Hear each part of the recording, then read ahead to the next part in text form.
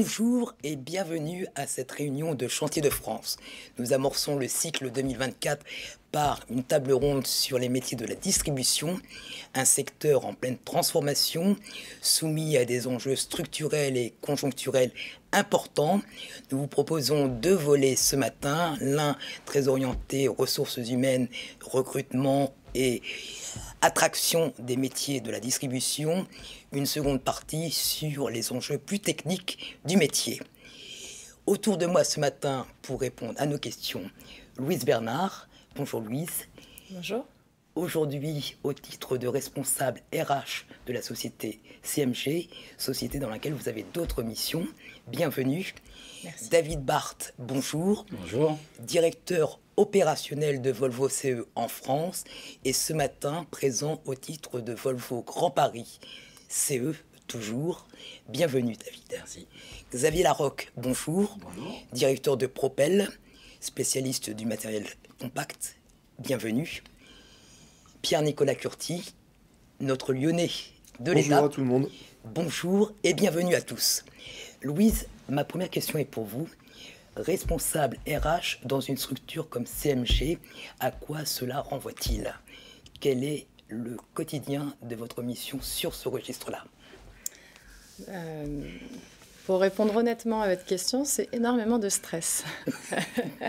Énormément Au de difficultés au quotidien, ouais, de trouver les bonnes personnes au bon endroit, au bon moment. Je pense que c'est l'assemblage de ces trois composantes qui est hyper importante et on demande beaucoup à nos collaborateurs aussi de participer. Je les sollicite énormément pour participer au recrutement avec moi et qu'ils aient aussi leur mot à dire. Je trouve que c'est très important puisqu'ils vont être amenés à travailler ensemble.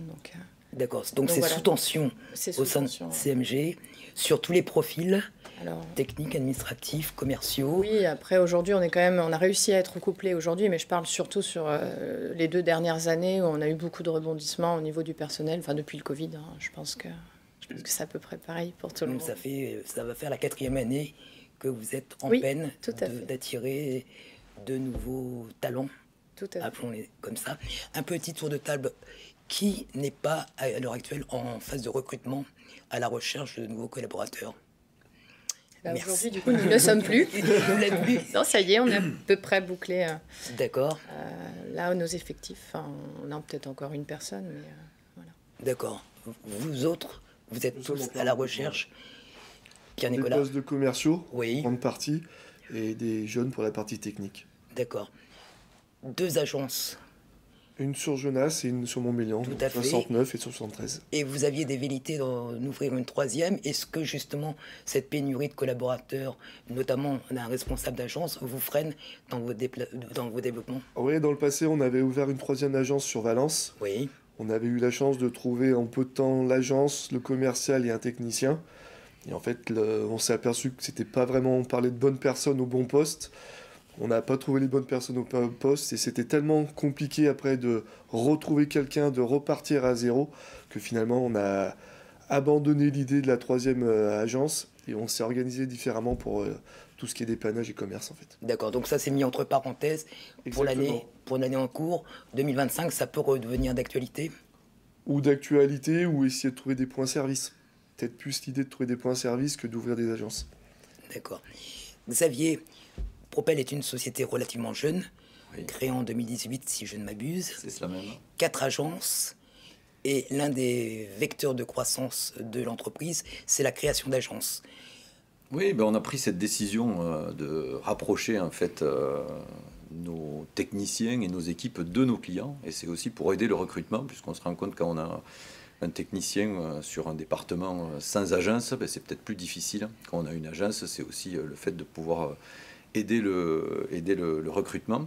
Et donc pour répondre à la question, oui, aujourd'hui, des postes ouverts, un poste de commercial et puis 2 postes de technicien et technicien itinérant. Maintenant, on est prêt aujourd'hui à ouvrir le profil dans les recrutements et à aussi faire rentrer dans la société des gens qui sont peut-être pas prêts à partir tout de suite en réparation sur le terrain et les accompagner justement dans l'évolution chez nous. Est-ce que vous avez déjà des filières de prédilection? Non, il n'y a pas vraiment de filière de prédilection. Alors, Propel, on fait partie d'un groupe qui s'appelle le groupe du Breuil, et du coup, on a un certain nombre d'appui, notamment au niveau RH, pour nous aider. On a notamment lancé la groupe du Breuil Academy, c'est-à-dire que c'est une école où on va venir chercher des gens d'expérience, donc des gens qui peuvent avoir 30, 35, 40 ans, un métier ou qui veulent changer d'orientation, et on va les accompagner à venir dans la partie service. Et donc notamment chez Propel, on a une personne, David, qui suit ce cursus et pour devenir technicien en un an. Vous jouez un petit peu sur la mobilité interne au sein du groupe, ou vous évitez quand même? Non, parce qu'il y a un attachement aux marques. Donc aujourd'hui, un technicien qui a démarré chez Propel, qui vit sa marque, ses marques, que ce soit Mekelac, Takeshi ou Arges, il n'a pas forcément envie de basculer, sauf raison personnelle d'un besoin de déménagement géographique. Mais sinon, il y a quand même un attachement important à la société et aux marques qu'on défend. David, en région parisienne, on a l'habitude de dire que tout est un petit peu plus compliqué. Est-ce que c'est effectivement le cas dans vos recrutements et dans votre capacité à attirer des jeunes talents dans une région qui est finalement moins attractive qu'elle n'a pu l'être par le passé? Alors effectivement, c'est compliqué d'aller chercher des talents à l'extérieur de la zone francilienne pour les faire travailler sur l'Île-de-France. Ceci dit, on capitalise beaucoup sur la marque et sur les valeurs qu'elle représente pour aller justement chercher ces nouveaux talents sur le marché. On voit quand même que le marché là, du recrutement, de l'emploi bouge beaucoup. Il y a eu des rapports de force qui se sont inversés ces dernières années. Ça tend à se réinverser, là, j'ai l'impression, pour les prochains mois. Et puis, il y a des profils qui sont de toute façon compliqués à recruter. Alors, on est plus ou moins aux effectifs qu'on souhaitait être en ce début d'année 2024. Mais c'est vrai qu'il y a des choses qu'on se refuse, par exemple, de se donner un nombre maxi de techniciens. Vous pouvez préciser les effectifs au 1er janvier 2024? Au 1er janvier 2024, au périmètre de la succursale Volvo C en Grand Paris, c'est 68 personnes. Quand on y ajoute les activités annexes, c'est quasiment 85. Moi, technicien, aujourd'hui, c'est 17. Rapidement, on pourrait monter au-delà de 20. Si on avait l'opportunité de finir l'année à 2025, ça serait notre challenge de leur trouver du travail. Mais on ne voudrait pas s'arrêter dans les phases de recrutement qu'on a lancées. D'accord. L'une des particularités du Volvo Grand Paris, c'était aussi d'avoir la distribution des gammes de finisseurs Volvo en direct pour les grands comptes. C'est toujours le cas pour une période donnée, puisque Volvo a annoncé se séparer de cette activité. Est-ce que d'ores et déjà, ça vous a permis de commencer à une répartition différente de vos effectifs? Non, parce que aujourd'hui, la partie road machinerie fait toujours partie de l'activité de la succursale Volvo CE France ou Volvo CE Grand Paris. Et donc, on maintient le niveau d'activité qu'on a toujours maintenu ces dernières années, tant pour les clients que pour les collaborateurs. Et donc, il n'y aura pas de transfert interne, il y aura une cession de l'activité dans son entièreté. Donc aujourd'hui, business as usual, quoi. D'accord. Sur les sociétés de distribution, on a l'habitude de dire qu'un ratio de 50% de profil technique sur l'ensemble des effectifs est plutôt un bon ratio et permet de servir les clients dans de bonnes conditions. Est-ce que c'est le cas chez CMG? Vous êtes à peu près à quel niveau de personnel à profil technique sur le reste de l'ensemble du personnel? On est à peu près... Alors aujourd'hui, on est une équipe de 11 personnes, oui. 12 d'ici quelques semaines. Oui. Ça évolue effectivement toujours. Après, nous non plus, on n'est pas fermé effectivement à recruter des techniciens, puisqu'aujourd'hui on a un alternant aussi. Donc, en comptant l'alternant, voilà, on oscille entre 10 et 15 personnes. Donc, ça représente sur 30 quasiment la moitié de nos effectifs, faut être honnête. Je parle aussi des assistantes SAV. J'inclus dans le SAV vraiment notre inspecteur technique et autres. Voilà, la gestion des pièces. Non, j'inclus pas. J'ai pas inclus le magasin. D'accord. J'ai pas inclus le magasin. Le magasin, c'est le commerce pour nous. Après, il y a une part, effectivement, SAV, mais on l'inclut plus dans le commerce. Pierre-Nicolas, chez Curti, quel est un effectif global de 20 personnes. Oui. Et on a 50%, c'est une partie technique, en fait. D'accord. On est complètement dans ce ratio. Donc, Propel, c'est 55 personnes. Et puis donc, à peu près la moitié en comptant l'encadrement de la partie technique, donc on va dire, du technicien jusqu'au chef d'atelier. Voilà, au chef d'atelier, au responsable SAV. D'accord. Dans une région qui est assez porteuse, est-ce que c'est plus simple de faire face à ces besoins de recrutement? Je ne sais pas si c'est plus simple. Oui, je vous pose la question. Alors, mais chez nous, disons que l'idée est de ne pas être fataliste. Il faut qu'on aille chercher, il faut qu'on se mette en promotion. Et donc c'est vrai que depuis maintenant 18 mois, on s'est lancé notamment dans la promotion de nos marques et de la marque Propel au niveau des lycées. Donc on va chercher beaucoup plus tôt, entre guillemets, l'intérêt, susciter l'intérêt. Et on va jusque même à pousser nos collaborateurs à dire, voilà, vous avez une intervention à faire dans le lycée de vos enfants pour présenter des métiers ou autre, n'hésitez pas à prendre 2 heures et aller le faire. Donc c'est vrai que la probabilité qu'il y ait dans une classe de seconde quelqu'un qui va devenir technicien, elle est peut-être faible, mais on parle de nous, on parle de nos marques et peut-être on peut susciter l'intérêt demain. Donc ça fait partie de tout un tas de choses qu'on essaie de faire pour se rendre, on va dire, attractif et essayer d'attirer plus de monde dans notre métier pour nous et puis globalement pour toute la filière. Généralement, on était sur du relationnel de proximité, sur du bouche à oreille. Est-ce qu'aujourd'hui, ça suffit pour... Non. Le bouche à oreille ne suffit pas et on voit même les cabinets de recrutement. Quand on parle d'un poste de commercial ou technicien, commercial, ils vont vous dire on va essayer de trouver des solutions. Quand vous parlez de technicien, et la seule phrase qu'ils vous disent c'est bon courage, en fait. Technicien, est-ce que vous montez un petit peu en gamme dans l'exigence des formations? On est obligé. Oui.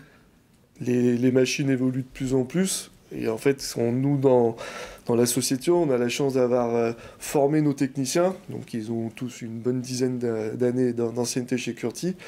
Et en fait, on les fait évoluer. Donc, ils ont fait leur partie hydraulique, ils ont fait leur partie mécanique, électrique. Et puis maintenant, on les a formés sur les moteurs. Donc on a l'agrément Cummins, on a fini de passer l'agrément Cummins. Et on s'aperçoit que c'est ça qui les fait évoluer et c'est ce qui nous aide aussi par le bouche à oreille à recruter. Sur Lyon, c'est très compliqué. Par contre, sur l'agence de Savoie, c'est plus facile à recruter, on va dire. C'est plus simple. Plus simple, oui. Louise, comment vous, en interne, faites monter un petit peu en compétence vos profils techniques? Alors nous, on a deux types de formation interne, je dirais.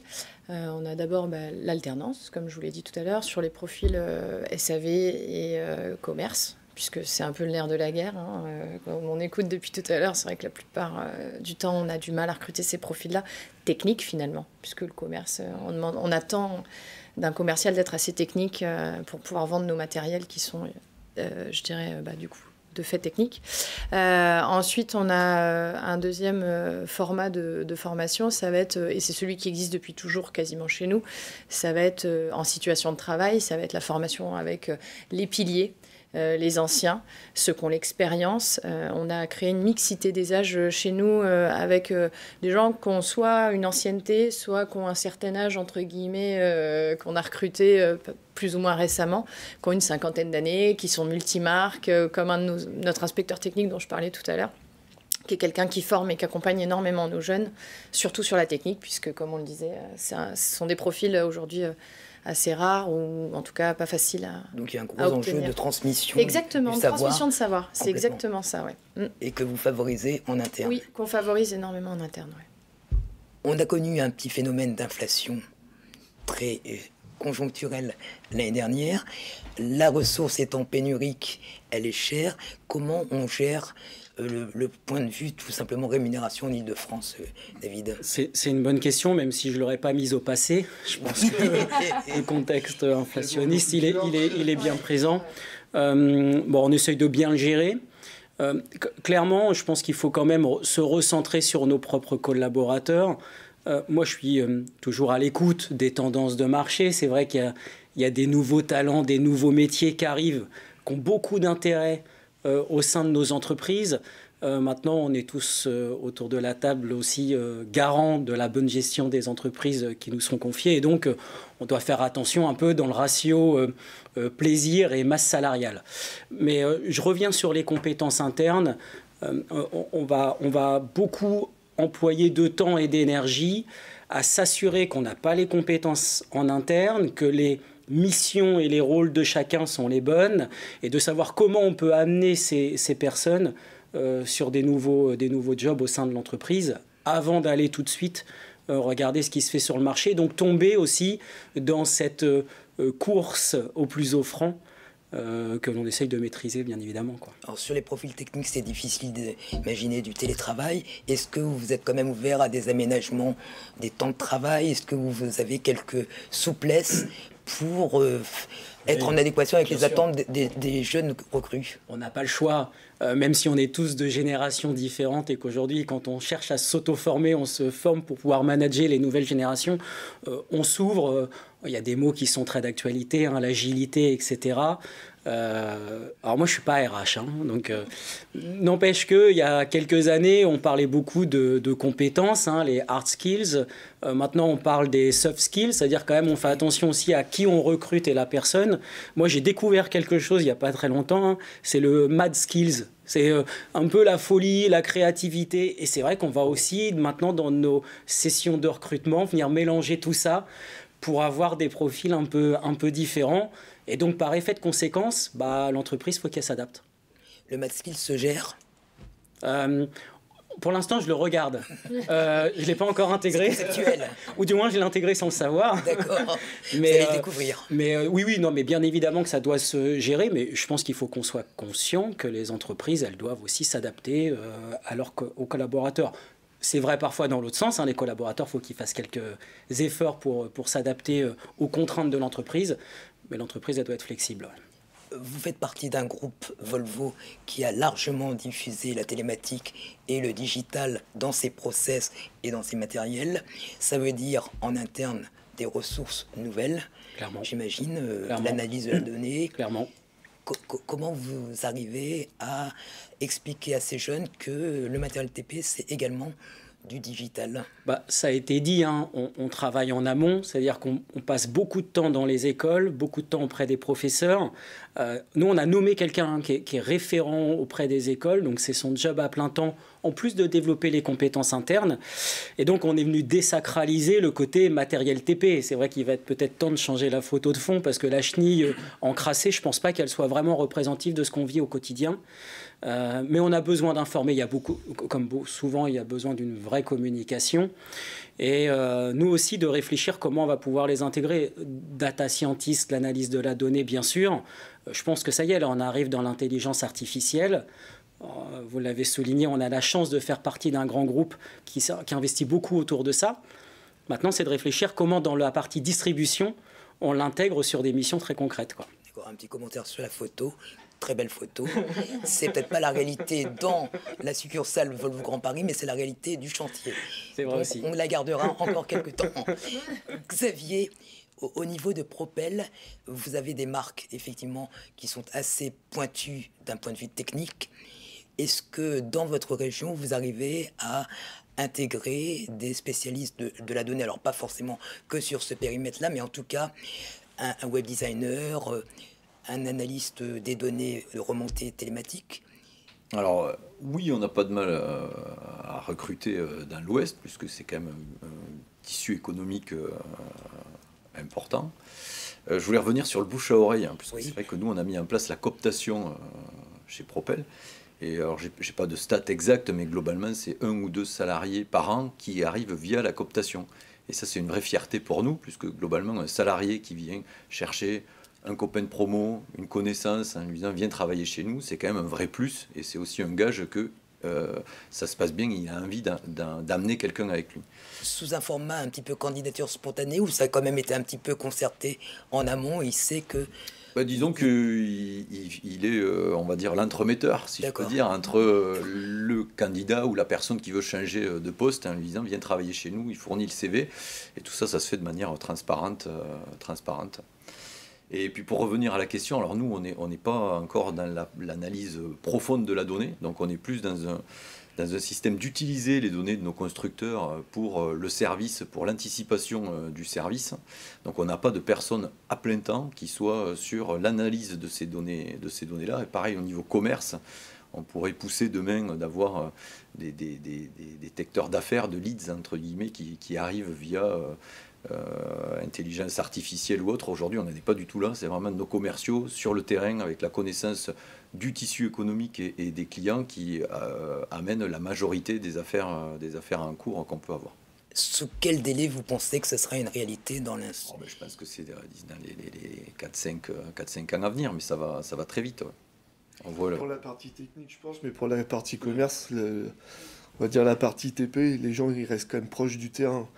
Je pense qu'on n'est pas encore à la période où nos clients vont acheter leur machine sur Internet comme ils achètent une voiture. À choisir les options, ils ont besoin encore de conseils. C'est vrai que quand on parle de commerciaux, c'est vraiment technico-commerciaux. C'est qu'il y a encore cette approche de relation, d'exemple, de retour client qu'on a et qu'on sait retransmettre à d'autres clients. Je pense que cette partie, on n'est pas encore à faire des chats sur Internet pour dire aux clients je peux te proposer ça comme machine. Autant je pense que l'analyse des données pour la partie SAV, on va y arriver parce que ça devient de plus en plus pointu, qu'on va essayer d'anticiper les pannes et puis que les clients ils commencent à être friands de dire ma consommation là, combien j'ai consommé ce mois-ci, est-ce que j'ai eu des codes d'erreur. Ils commencent à suivre qu'avant ils ne regardaient pas. Nous on voit la partie télématique, on crée les abonnements. Je faisais des paris en disant le gars, son identifiant, il ne sait même pas ce que c'est. Mais de plus en plus, ils commencent à regarder ce que font leurs opérateurs, comment tournent leurs machines, les consommations, parce que ça devient un vrai débat. Bien sûr. Et en fait, je pense qu'on n'est pas encore à recruter des gens pour analyser en disant tes stats, elles sont là de conso, mais ça donne toujours pour la partie commerce des appuis aux clients. On a l'habitude de dire que les techniciens, en tout cas les profils techniques, sont les premiers commerciaux des sociétés. Est-ce que ça reste vrai? Est-ce que leur contribution au commerce est toujours déterminante, David Chouva? Oui, non, mais je suis tout à fait d'accord. L'intelligence artificielle, elle a beaucoup de valeur ajoutée dans la récurrence. Donc c'est vrai que le commerce, on doit tous capitaliser quand même sur le relationnel. Et ça, on ne pourra pas faire de la récurrence. Je pense quand même qu'on est en train aussi de muter fortement sur notre modèle commercial. Ça veut dire que j'entends beaucoup parler d'aspect technique. Aujourd'hui, un bon commercial, s'il ne maîtrise pas un peu l'aspect financement, s'il ne maîtrise pas l'aspect offre packagée, il ne répond pas à 100% des attentes des clients. Donc, bien sûr que le technique joue un rôle clé dans le commerce. Pour tout et autant, le premier acte de vente, il est fait par la structure commerciale. Et je pense que là, on a encore une évolution à passer parce qu'il y a aussi cette maîtrise des produits nouvelle génération, de connaître le fonctionnement d'un moteur thermique, de connaître le fonctionnement d'une batterie, les atouts, les inconvénients. Ça amène aussi un peu d'apprentissage. Donc là, on est vraiment sur l'approche servicielle du concessionnaire, Clairement. Qui est le nouveau modèle tel qu'on le voit se développer. Forcément, on abandonne un métier de commerçant, on va dire au quotidien, très traditionnel. Comment on définit une nouvelle équation? On sait très bien qu'une vente génère du chiffre d'affaires, évidemment, de la marge. Demain, certainement moins de volume, donc des ressources à aller rechercher sur tout le service associé à une machine. Donc ça, c'est simple. Et comment on définit l'équation? Et qu'est-ce qu'on met dans le service? C'est une question. Oui. Alors, si j'ai la réponse, je ne la partagerai pas. Je la garderai pour moi. L'équation, c'est des inconnus. En plus, Oui, parfois, il y en a beaucoup. Voilà. Non, mais je pense qu'effectivement, les business models sont en train de changer. Clairement, les entreprises avaient gagné de l'argent basé sur les volumes, du chiffre d'affaires et de la marge.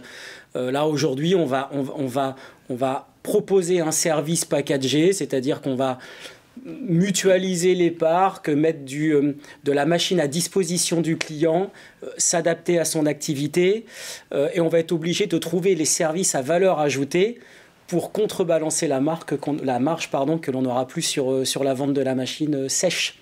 Donc ça, c'est important. Maintenant, on est dans l'industrie du TP. Il y a beaucoup d'autres industries qui sont déjà passées par ces étapes et qui en tirent des bénéfices et des profits. Certainement que là, on est aussi sur des durées un peu plus longues que par le passé. Bon, les entreprises continueront à s'adapter. Hein. On a quand même une chance dans notre métier, c'est que l'humain est très important avec nos clients. On a encore beaucoup de nos clients qui utilisent le matériel à qui on vend. Donc ça change quand même beaucoup de choses par rapport à d'autres secteurs de l'économie. Donc le relationnel avec le commercial, avec le technicien, avec le chef d'atelier, il est très important. de nombreux cas, le chauffeur est écouté aussi dans le choix d'une machine, dans le choix d'une marque. Donc c'est vrai que c'est quand même quelque chose qui dans le TP est très fort, quoi.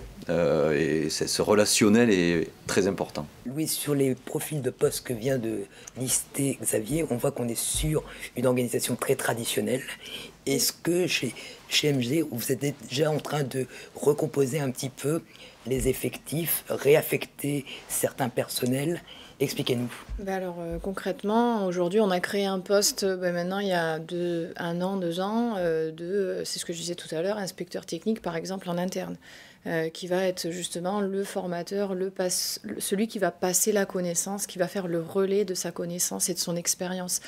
Avant, c'était des postes qui n'existaient pas puisque les gens étaient de manière générale assez déjà monotâches, avec des activités assez scindées. Ça, c'était plus l'époque de mon grand-père et les débuts de ma mère.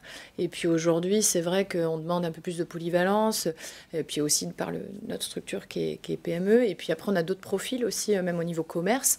Aujourd'hui, par exemple, dans notre structure, pas uniquement CMG, de manière plus globale, on a quelqu'un qui est arrivé à 17 ans chez nous, sur lequel en fait la montée en compétences et le potentiel d'assimilation a été assez conséquent, donc on l'a fait monter. En 2002, il a signé son CDI, il était mécanicien chauffeur. En 2018, il est devenu commercial. Après, il est passé chef d'agence. Et en 2022, il est devenu responsable commercial de plusieurs entités, puisqu'on a 7 sites aujourd'hui, dont 5 à la location, par exemple. Et cette personne-là, en l'occurrence, est montée en compétence chez nous. Et ça a été important. Donc oui, on essaye de repositionner, de réorganiser, avec, comme vous disiez bien tout à l'heure, David, avec les personnes en interne. On se concentre d'abord sur les personnes qu'on a chez nous. Pareil, il y a un petit jeune qu'on a recruté il y a 2 ans, 3 ans, qui prend la relève d'une retraite, qui a été formé, qui aujourd'hui va former à son tour, et qui passe là aujourd'hui d'ailleurs. Voilà, on a Paul qui s'en va. D'accord. Je lui fais un petit signe, je pense qu'il part en retraite, et du coup on a Tristan qui prend le Donc relais. ça, c'est bien la preuve que ça peut fonctionner quand on s'inscrit sur un projet long terme et qu'on met des perspectives à ses collaborateurs. Est-ce que c'est comme ça vous continuez à faire face à vos besoins? Oui. On a besoin que ce soit des gens de confiance aussi qui prennent, je dirais, ces postes de manager, qui ont l'expérience chez nous, sur lesquels on peut, entre guillemets, capitaliser, comme vous avez dit, j'aime pas trop ce mot, mais voilà, sur lesquels on peut investir. Et ces personnes, on sait qui nous connaissent suffisamment bien. Et c'est vrai que nous, on est très, très proches aussi de nos équipes, hein. On a cette proximité qui fait que, voilà, on se fait confiance. Voilà, ça fonctionne beaucoup avec les gens qui sont chez nous et qui sont nos piliers, comme je disais aussi au début. Nicolas, sur la transformation en interne et la préparation de la structure aux enjeux de demain, comment vous vous organisez? Beaucoup en interne. Et puis beaucoup sur la partie apprentissage. Tout à l'heure, on parlait des écoles. En fait, le vrai passage qu'on rencontre les profs, quand ils sont au passage de choisir entre, la mécanique automobile ou les mécaniques TP, il y a un gros lobbying des écoles en disant allez dans l'automobile. Et tout à l'heure, on en parlait tous les 4. En fait, le problème, c'est que c'est un entonnoir inversé. C'est que l'automobile, c'est full. Il n'y a plus d'accès, où c'est vraiment les très bons qui arrivent dans l'automobile. Ils poussent parce que c'est sûr que c'est dans des garages. C'est pas la même façon de travailler. C'est sûr, quand on voit la photo de la chenille, le TP, c'est ça, en fait. Mais l'autre partie, les techniciens TP, je pense qu'ils ont beaucoup plus de compétences qu'un technicien automobile. La panel, elle est vraiment large. Et on s'aperçoit que le premier travail, je pense que c'est déjà à la sortie d'école, à faire les voies, à bien distinguer. C'est sûr, ce que vous faites, c'est très bien. En allant dans les écoles, on nous attendait, le TP, c'est comme un beau métier. Il y a des valeurs, il y a des choses comme ça.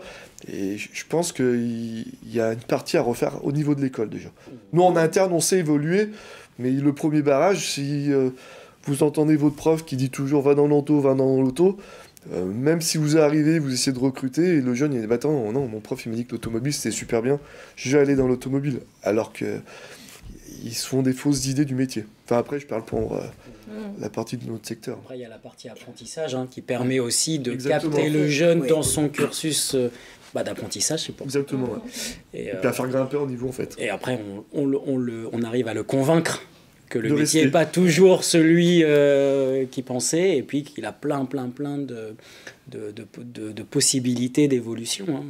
C'est la voie royale, l'apprentissage, pour être sûr que ça fonctionne avec la personne, que les métiers qu'il fera demain seront vraiment en adéquation avec ses aspirations. Pour vous, Moi, j'y crois c'est une beaucoup. bonne solution. J'y crois beaucoup, et on en parlait en préambule. On a différents steps dans l'entreprise qui permettent d'avoir une évolution constante et cohérente. Et je pense que l'apprentissage, c'est vraiment clé. C'est vraiment clé. Et à tout niveau. Ça commence au BEP et on s'est rentré en apprentissage des masters. Donc, en plus, ça s'ouvre à beaucoup d'étudiants, quoi. Vous avez fait des analogies avec la voiture. On est sur des biens d'équipement et non des biens de consommation. On est également dans un métier qui est cyclique et généralement opéré pour la distribution par des entreprises familiales. Comment on gère les ressources financières qui sont toujours plus conséquentes sans mettre en danger la structure, troisième génération, et avec effectivement des besoins de plus en plus importants, puisqu'on a vu tout ce qui était digitalisation, c'est consommateur de capitaux, mais c'est relativement récent dans les métiers. Comment on met le curseur à la bonne place ? On s'adapte, je dirais, hein, on s'adapte aux besoins, on s'adapte aux demandes de chacun, on s'adapte aujourd'hui à cette société. C'est vrai que nous, en tant qu'entreprise familiale, on n'a pas les mêmes besoins en ressources et on ne peut pas accéder aussi au même, je pense, profil de personnes, puisqu'on n'est pas structuré pour. Avoir, par exemple, des data scientists, aujourd'hui, chez nous, ça paraît assez lointain, faut se le dire. Alors que vous, c'est plutôt une réalité. Oui, moi, c'est un poste ouvert. Voilà. C'est un poste ouvert. On est sur deux dimensions de société qui ne sont pas du tout les mêmes. Nous, on est sur 2 entités d'une 60aine de collaborateurs au total. CMG représente une 30aine de personnes. Non, on en est encore loin. Après, par contre, c'est vrai qu'on a des profils de plus en plus exigeants, hein, je dirais, au niveau du recrutement, avec des demandes de salaire qui s'apparentent parfois aux très grandes villes, hein, je dirais presque. Voilà, hein, ce sont des nouveaux modes des nouvelles demandes, des nouveaux profils et des exigences. Et puis la pénurie fait que. Ils en profitent aussi un petit peu. Est-ce que certains viennent spontanément vers vous, dans la mesure où certains se réalisent davantage dans des petites structures de proximité, qui n'ont pas envie d'aller dans une grande ville, qui n'ont pas envie de faire 100 km tous les jours? Il faut savoir qu'en Auvergne, de manière générale, je parle pour l'Auvergne, mais on a aussi la Nièvre, attention, ce sont 2 départements aujourd'hui très représentatifs, puisque ce sont nos 2 agences CMG, je dirais, physiquement installées, puisque la Nièvre, c'est l'agence de référence de l'époque de mon grand-père, et l'Auvergne date d'il y a plus de 10 ans maintenant, 12 ans. On a des caractères assez marqués, des gens qui aiment beaucoup leur région, qui y sont très attachés. Donc, en général, quand même, on a des personnes qui aiment la proximité, qui aiment l'entreprise familiale, puisqu'en Auvergne, il faut savoir qu'il y a beaucoup d'entreprises familiales. Hein, on n'est pas les seuls, même dans le TP en particulier aussi. Donc, du coup, non, les gens partent. Quelques-uns sont partis de grands groupes pour nous rejoindre. Oui, tout à fait. Dont, d'ailleurs, je le recite une énième fois, notre inspecteur technique. Hein, voilà. Pierre-Nicolas, vous parliez de la région lyonnaise et des Savoies. On voit bien qu'il y a quasiment 2 marchés, même si c'est votre unique territoire. Comment vous gérez cette attractivité, puisqu'on a bien compris qu'aujourd'hui, vous deviez être séduisant plutôt qu'être sanctionnant sur vos embauches? La partie d'apprentissage et puis la partie où on reste encore, nous, une petite boîte familiale. Donc on a la proximité avec les gens. C'est sûr qu'on est comme les autres structures, on a des piliers qui ont l'ADN parce qu'ils ont entre 25 et 30 ans de société chez nous. Donc ils ont évolué en poste. C'est une façon de travailler en fait. On vend notre façon de travailler. Est-ce que vous appréhendez déjà leur départ et peut-être justement cette période de parrainage, de transmission? Sur certains postes, on a déjà attaqué. On a fait monter des techniciens en compétences, donc à traiter des garanties et à s'occuper des pièces. Ils commencent à un relais. Petit à petit, on prépare les remplaçants. Ouais. On essaye du moins. D'accord. Petite société, mais vous avez quand même notamment récupéré un gros lot sur le TELT, le tunnel Lyon-Turin. On a eu la chance de faire 18 machines pour à peu près 4-5 millions d'euros de commandes. Oui. Pour le groupement, oui. Forcément, ça bouleverse un petit peu l'organisation et le quotidien de la société. D'où le recrutement, en fait. On a eu la chance d'avoir des jeunes qui finissaient leur apprentissage chez certains de nos confrères qu'ils n'ont pas voulu garder, donc nous on les a récupérés pour finir de les former. On a eu la chance de gens qui changeaient de zone qui partaient de la Drôme pour aller dans les Savoies, donc on a réussi à récupérer un peu des techniciens comme ça. Et oui, c'est une autre façon de travailler, parce que les exigences du tunnel, il y a des heures, on n'a pas d'astreinte, par chance on n'a pas les astreintes, mais il faut être très très rapide. Et en fait, on ne peut pas se permettre de laisser nos clients de côté qui nous ont fait confiance pendant toutes ces années. On ne peut pas dire, bah voilà, on a pris un gros chantier, on va tout miser sur le gros chantier. Et ça ne marche pas, donc on essaye de ventiler, puis on a eu la chance de pouvoir recruter 2-3 personnes en plus. Donc on décale, on va dire, les jeunes, ils font un peu plus d'ateliers. Ceux qui ont fait un peu d'ateliers, ils ont commencé à faire leur premier dépannage tout seul. On essaye de décaler un peu les compétences pour pouvoir être présent encore un peu de partout, quoi.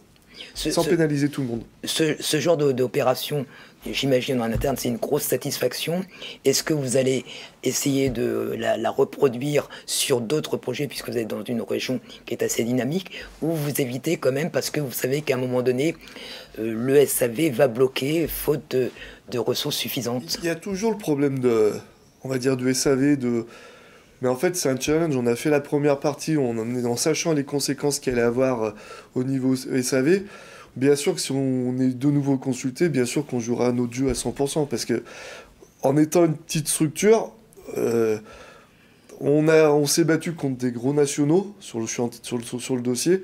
On a eu, parce que c'est grâce à notre réactivité. On a eu la chance on a eu la commande, mais 2 ans avant, on avait déjà eu 2 petites machines qui ont commencé à tourner en tunnel. Et en fait, les gens, ils ont vu notre réactivité, et c'est ce qui a fait... En fait, c'est le service qui a amené la grosse commande. Nous, on dit toujours, la première commande, c'est le vendeur, la deuxième, c'est le technique et le vendeur. S'il n'y a pas le technique qui suit, on n'aurait pas eu déjà cette grosse commande pour le TELT. Et oui, on se prépare pour peut-être une autre commande. Oui. À suivre. Xavier, le service chez Propel, vous l'avez structuré en même temps que vous avez créé la société et vous l'avez fait grandir. Aujourd'hui, quels sont les leviers sur lesquels vous pouvez agir pour, d'une part, le faire monter en puissance et voir sa contribution augmenter par rapport à des ventes qui seront peut-être un petit peu moins porteuses dans les prochains mois? Si on prend l'évolution du métier du service, c'est quand même assez conséquent. Si on se repousse une vingtaine d'années en arrière, on avait des équipes à l'atelier parce qu'on vendait des machines et qu'il fallait bien les réparer. Et aujourd'hui, on a enclenché une transition. Alors, tout le monde n'y est peut-être pas au même niveau, mais on est complètement dans cette évolution-là, de dire on est là pour bien sûr réparer les machines, mais on va aussi anticiper un certain nombre de choses, que ce soit au niveau du service.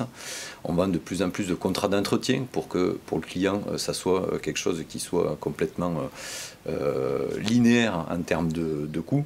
Donc on est dans cette transition de j'achète et je répare aux besoins et j'entretiens suivant le calendrier à quelque chose qui est géré par nous pour le client. Donc pour le client, ça devient un loyer ou qui va intégrer l'intégralité du service. Donc on est complètement dans cette transition. Après, comment ça se matérialise chez Propel? C'est vrai qu'on est dans cet aspect où on est une boîte familiale, même si on est adossé à un grand groupe, mais on est 55 salariés, tout le monde se connaît, et on appuie beaucoup sur cet aspect convivialité, société à taille humaine. C'est très important pour que tout le monde puisse se retrouver, puis ça drive aussi l'envie d'avancer, on en parlait tout à l'heure, le plaisir des marques, l'attrait de nos marques, le fait de défendre nos marques, la fierté aussi de distribuer nos marques. Donc c'est aussi des éléments importants. Idéalement, une machine, un contrat de service à la clé. Oui, mais on ne veut pas être dans un système où il faut que... Non, idéalement. Voilà, l'idée c'est de pousser le client, mais il y a toujours des clients qui qui aiment aussi garder cette proximité dans l'aspect j'appelle quand j'ai besoin. Donc oui, on pousse là-dessus, puisque ça nous offre aussi de la visibilité dans la planification. Maintenant, ce n'est pas un impératif, mais clairement, on tend vers ça. Oui. David, Volvo, qui est très engagé dans l'électromobilité, pousse ces solutions-là. Comment elles sont perçues en région Île-de-France sur l'ensemble de votre portefeuille client, pas uniquement les grands comptes? Elles sont bien perçues, hein. C'est un peu aussi pour répondre à... Effectivement, on est aussi poussé par nos clients quand on parle de... Je reviens sur le data scientist. Il y a aussi cette régionalité qui fait que les clients sont en attente de beaucoup de choses. Et l'électromobilité, notre particularité francilienne fait qu'il y a des attentes autour des nuisances sonores en particulier, des chantiers urbains la nuit, etc. Maintenant, on est en train de créer le marché. C'est la difficulté, c'est qu'on a des demandes clients, au même moment on crée le marché, les gammes évoluent, hein. On est passé de 2 modèles à 7, le constructeur a clairement annoncé que d'ici à 2030 ça serait 103 modèles. Donc là on va vraiment avoir une panoplie de machines à proposer à nos clients. Plus que la machine, il faudra que l'offre soit packagée, hein. Il y a la solution de recharge qui fait partie de la réponse à la problématique. Et puis le financement qui va s'y adosser. Donc les clients sont à l'écoute, les clients ont envie d'essayer. Et alors, on parlait d'investissement pour les distributeurs. On a besoin aussi d'investir dans ces machines pour qu'ils puissent les tester, prendre confiance pour pouvoir ensuite les acquérir. Même si quand on parle d'acquisition, on est plutôt sur un modèle de location. Bon, nous, on essaye de répondre présent à chaque sollicitation, avec pour le moment les 3 tests de la gamme qu'on propose. Hein, et encore, on est plutôt bien lotis. Mais on ira de toute façon. Je pense que les clients ont pris des engagements pour y aller. On a passé une époque où on n'avait pas de réponse à leurs questions. On commence à avoir les réponses, voire même on a des réponses aux questions qu'ils n'ont pas encore. Donc on ira, je suis plutôt assez confiant. C'est bien que ce soit dans ce sens et pas dans le sens contraire. C'est bien aussi parfois. Ouais. Louise, vous avez mentionné l'activité location. Oui. De votre société. Est-ce que c'est quelque chose que vous avez créé parce que vous voyez bien les limites de la distribution ou c'est parce que vos clients vous sollicitaient sur d'autres manières d'avoir accès à du matériel? Tout à fait. Dans les années 60, quand mon grand-père avait monté la concession, en fait, il avait déjà une partie de location que ma mère a repris dans les années 80, en fait, quand elle l'a rejoint. Et non, c'est quelque chose qui était déjà une demande existante depuis longtemps, en fait. Et du coup, elle l'a complètement développée, hein, l'activité de location, puisqu'aujourd'hui, on a 5 agences qui sont donc réparties entre la Bourgogne et l'Auvergne. Donc ça, c'est une réponse à un certain profil de clientèle. Est-ce que vos clients vous challenge sur d'autres services associés à un matériel? Comme on le dit depuis tout à l'heure, beaucoup sur le SAV. Ouais. Ouais. Nous, on tâtonne, on commence à faire effectivement à tendre vers ce service, je dirais, package, full package, voilà, pour nos clients. Après, c'est vrai qu'aujourd'hui, ils ont quand même aussi pas mal leurs mécaniciens en interne et leurs équipes, mais c'est vrai que c'est quelque chose qu'on commence à toucher. Après, en autres services, la location, le conseil, évidemment. Ouais, et sur le comportement de vos clients, est-ce que vous voyez déjà certains en train de changer, en tout cas de réfléchir à un rapport différent avec le matériel qui représente des mobilisations importantes pour également des PME, des TP? Est-ce que pour vous, le métier de distributeur va migrer vers un métier plus de prestataire de services, dont la vente, mais pas forcément que la vente? Alors, je pense que ça dépend des régions. Je vais être honnête, chez nous, on aime bien être propriétaire. Que ce soit dans la Nièvre ou en Auvergne. Les gens aiment être propriétaires de leur matériel. C'est très ancré. Je pense que ça revient au terroir.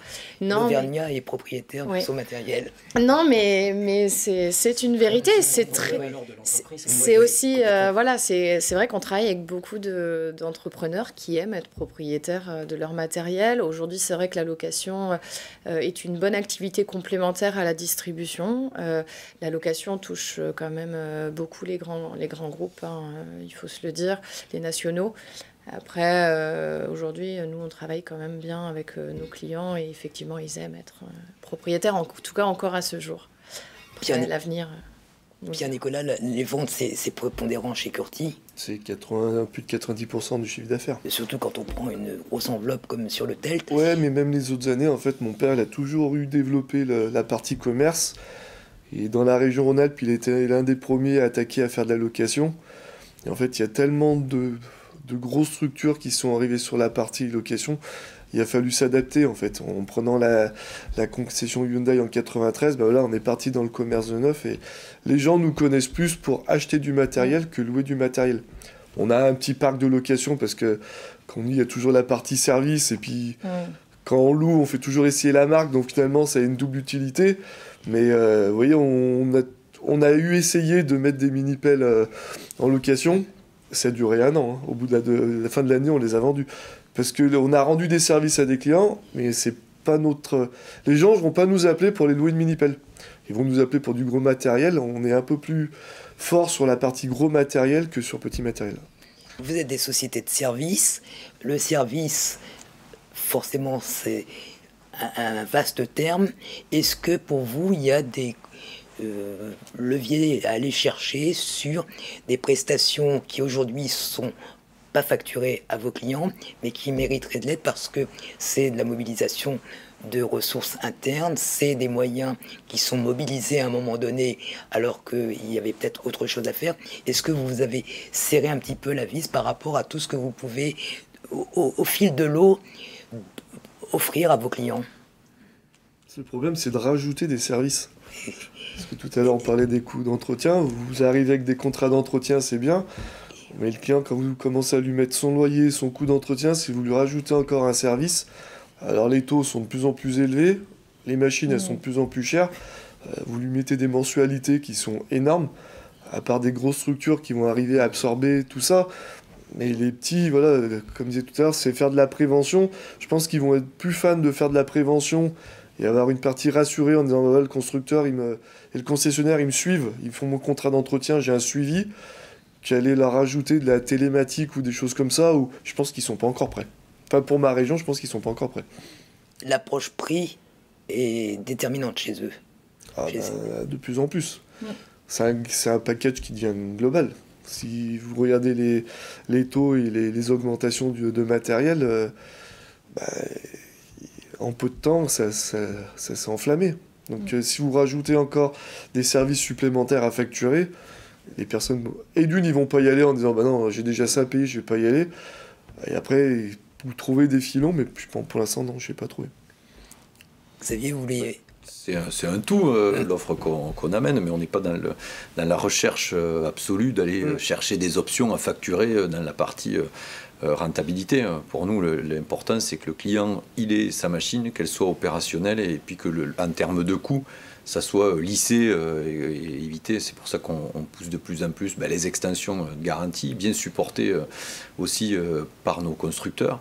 Les contrats d'entretien, dans certains cas, des contrats dits full service, donc incluant la réparation. Mais voilà, c'est plus une approche de quoi a besoin notre client et comment on amène le meilleur service à un coût raisonnable plutôt que de la recherche d'options facturables sur la partie service. Avec les gammes électriques qui sont au balbutiement de leur diffusion, est-ce que vous pensez que ce modèle va voler en éclats? Non, je pense pas. Je pense que c'est complémentaire. Une fois de plus, les services qu'on doit proposer aux clients, au-delà du fait de vouloir tout facturer, tant que le client il y trouve son avantage ou qu'on démonte l'avantage pour qu'il y trouve son bénéfice, c'est du gagnant-gagnant. Tant qu'on garde cette approche-là, ça devrait bien se passer, y compris pour les matériels électriques. Je pense que le matériel électrique amène d'autres choses.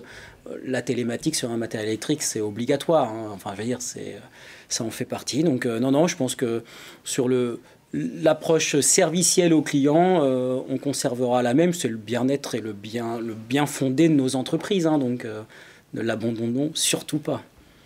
Louise, vous avez fait référence à votre grand-père, à votre mère. Je ne sais pas si vos enfants travailleront chez CMG. Comment vous voyez l'avenir de la structure de CMG et TPI Location, puisque ça représente deux entités. Complètement, mais commençons par CMG. Comment on voit l'avenir? Moi, je travaille avec ma sœur au sein de la société, enfin des deux sociétés du coup, parce que je fais RH pour les deux. Hein, il faut là, on est sur CMG, mais non, j'espère un avenir, en tout cas déjà d'arriver à stabiliser, je dirais un petit peu tous ces mouvements, je dirais d'équipe et ces petites périodes d'incertitude qu'on vit en ce moment entre guillemets sur le boulot. Et essayer de maintenir, je dirais, une croissance raisonnable. Parce que je pense qu'aujourd'hui, avec toutes ces inflations et ces contextes économiques qu'on vit, on est on est un peu prudent sur l'évolution. Donc pour l'instant, moi, je serais plus prudente et peut-être un peu moins dans le développement que ma maman a pu l'être à l'époque. D'accord. Pierre-Nicolas, le rôle du distributeur de demain, quel est-il ? Si j'avais la réponse, je serais content de pouvoir la donner. Non, c'est vraiment un suivi client, je pense. Oui. Ce qui va rester, c'est le suivi. On va falloir s'adapter au marché parce que je pense qu'il y a eu des très belles années dans le passé et que là, on revient un peu à la normale. Et pour rejoindre, je pense que ça va pas être...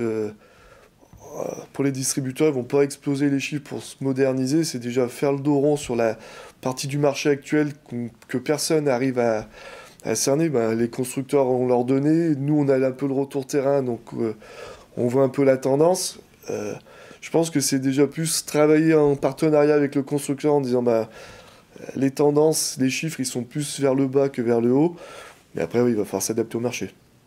Xavier, pour moi il y a deux parties. Il y a la partie locale, connaître nos clients, être le capteur du marché local, et puis après il y a toute une partie de défendre aussi la politique de nos constructeurs. Demain, Mecalac lance une machine électrique, on ne peut pas dire non, ça ne nous intéresse pas sur notre secteur. Donc on pousse ça, on fait la promotion, on forme aussi nos équipes, parce que c'est vrai que l'électrique, aujourd'hui, il y a la partie hydraulique d'une machine électrique où tout le monde peut intervenir, mais sur la partie purement électrique, il faut une habilitation, donc il faut qu'on forme nos équipes.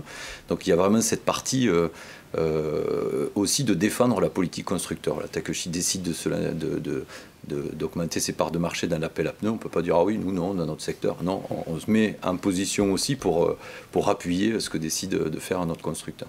Donc c'est toujours le maillon entre le constructeur et le client final. C'est le maillon essentiel et qui, je pense, perdurera, puisque, on l'a dit, les gens ne sont pas prêts à acheter des machines sur Internet, et il y a ce besoin de conseil et ce besoin aussi humain. On achète une société, un commercial, un technicien, un chef d'atelier, et puis quelque part l'ADN d'une marque, quoi. Donc, pour moi, il y a encore de l'avenir.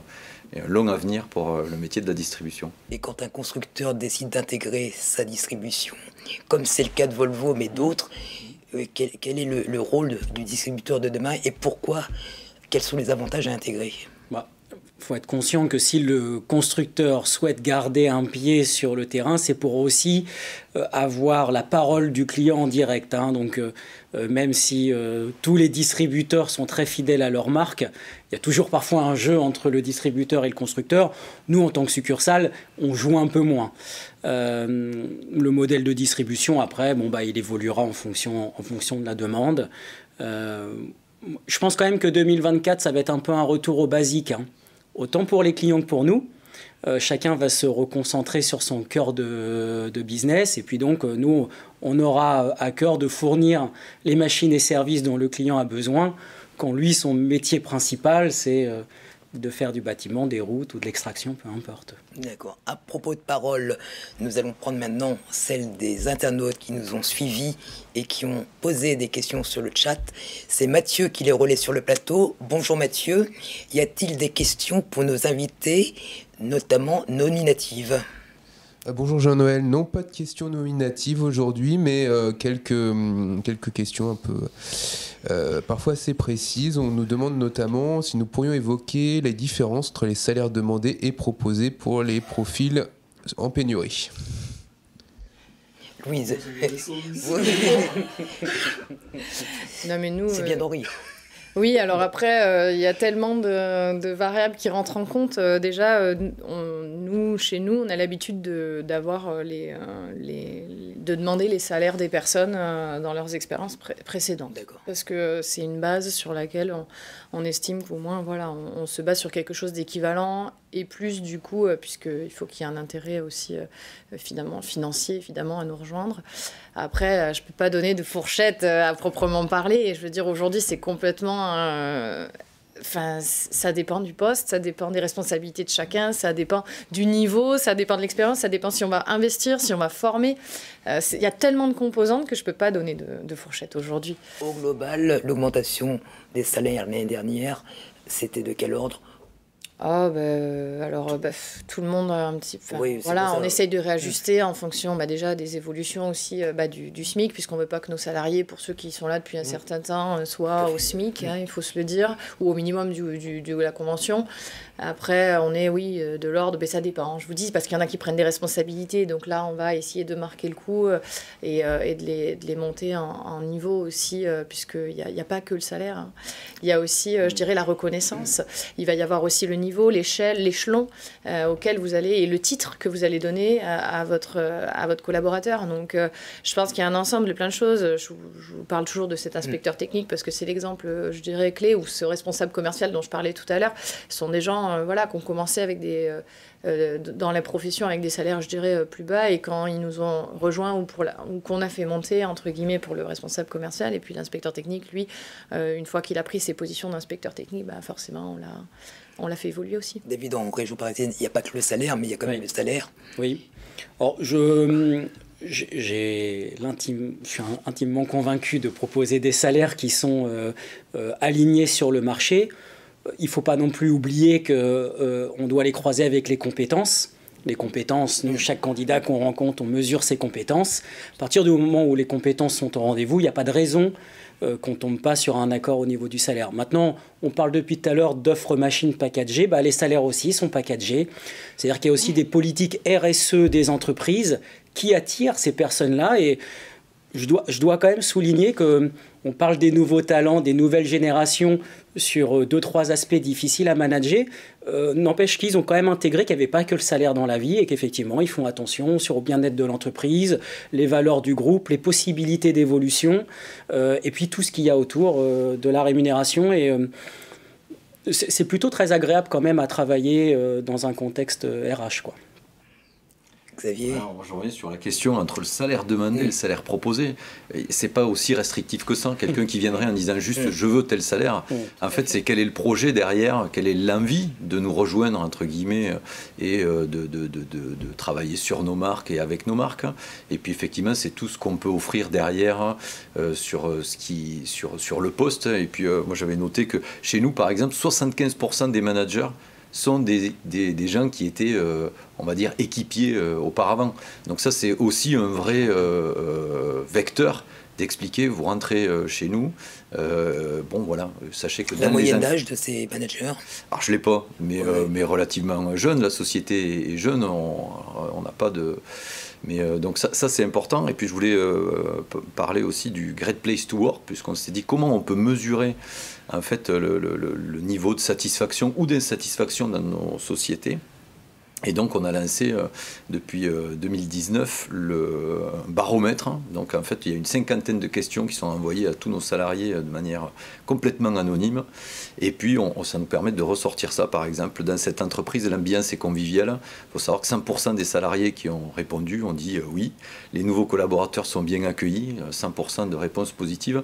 Donc ça c'est un vrai élément. Et donc on est certifié par cette société Great Place to Work comme entreprise où il fait bon travailler. Donc c'est aussi des éléments. On n'est pas que sur un aspect purement pécuniaire. Mathieu, une autre question pour nos invités. Alors, on a parlé un petit peu de formation. Donc, faites-vous appel aux constructeurs pour vos formations ou à des organismes spécialisés? On ne va pas demander la question à David. Dire oui, quand même. Xavier a répondu. Bien sûr, on fait appel à... Mais bien sûr, évidemment.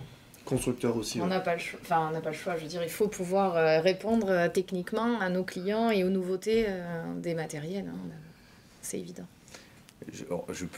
En plus de nos formations constructeurs, on commence aussi à mettre en place des formations plus basiques sur l'hydraulique et l'électrique, donc plus généralistes, et là où on fait intervenir des sociétés externes, plus sur la généralité avant de rentrer dans le processus formation constructeur, où là on va rentrer dans la machine et la technologie propre au constructeur. Et là aussi on revient au basique. On reprend les choses. Tout à fait, pour faire monter tout le monde. Nous, dans le passé, on l'a fait pour la partie commerce. On n'a pas fait par le constructeur, mais on a fait venir un intervenant en partie commerce. Oui. Et ce qui est marrant, c'est que le formateur est un vendeur de photocopieurs. Quand vous arrivez, des vendeurs qui ont 15-20 ans d'ancienneté, on dit on va faire une formation commerciale, ils vous regardent avec des gros yeux. Mais en fait, sur 100% de la formation, ils ont retenu peut-être 10%. Et les 10%, ça les a fait évoluer indirectement. Malgré qu'ils prennent les choses en disant non, j'ai pas besoin de retourner à l'école, il y a un basique. Il y a toujours un basique. Et mon papa qui était présent à la formation, il a dit je vais être curieux parce que je vais voir comment ça se passe les formations de commerce. Et il me fait rire parce que la phrase qu'il a dit au formateur en fin de journée, il dit c'est ce que je faisais, c'est ce qu'on m'a appris dans le passé et c'est ce qu'on réapprend maintenant. En fait, la façon de travailler, elle n'a pas changé. Il faut s'adapter, mais la ligne directrice est la même. Une dernière question, Mathieu. Alors, ce serait à propos de la structuration de votre SAV. Est-ce que vous avez plusieurs divisions thématiques au sein de cette structure ? Oui.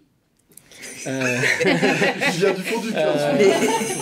On a plusieurs steps. On en a tous parlé. Une partie atelier quand même, qui est toujours très vivante et très utile, qui se redécompose en deux parties. Une partie préparation sur la machine neuve, une partie réparation pour les travaux sur lesquels on a la nécessité de rentrer la machine atelier.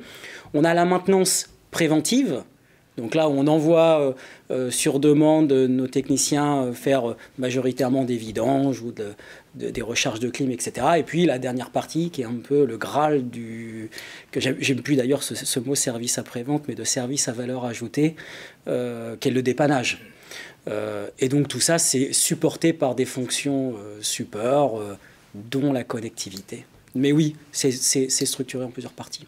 Oui, c'est un besoin aussi. Et puis on a créé, il y a 4 ans, une équipe de techniciens entretien, donc des gens qui sont équipés d'un camion entretien avec système de livraison d'huile, aspiration pour le recyclage, qui était avant fait par les techniciens. Et en fait, on essaie de scinder en disant un technicien, plus il est formé, il a tout intérêt à passer plus de temps à réparer des machines qu'à faire un entretien dit basique, entre guillemets. Et ça spécialise. Voilà, et ça permet aussi de faire entrer dans la société des gens qui sont peut-être pas à un niveau de pouvoir aller expertiser et réparer une machine, et de les accompagner aussi dans le développement personnel. La première question était pour vous. Le mot de la fin, Louise, sur cette structuration du SAV. Le mot de la fin ? Oui. Eh bien, sans SAV, nous n'avons pas de commerce, et sans commerce, nous n'avons pas de SAV. Donc tout est intimement lié pour moi. Et voilà. On l'aura compris, le distributeur a toujours son rôle entre le constructeur et le client final. On voit que l'approche du métier peut être encore très traditionnelle, mais également assez poussée et pour préparer les nouveaux enjeux du métier.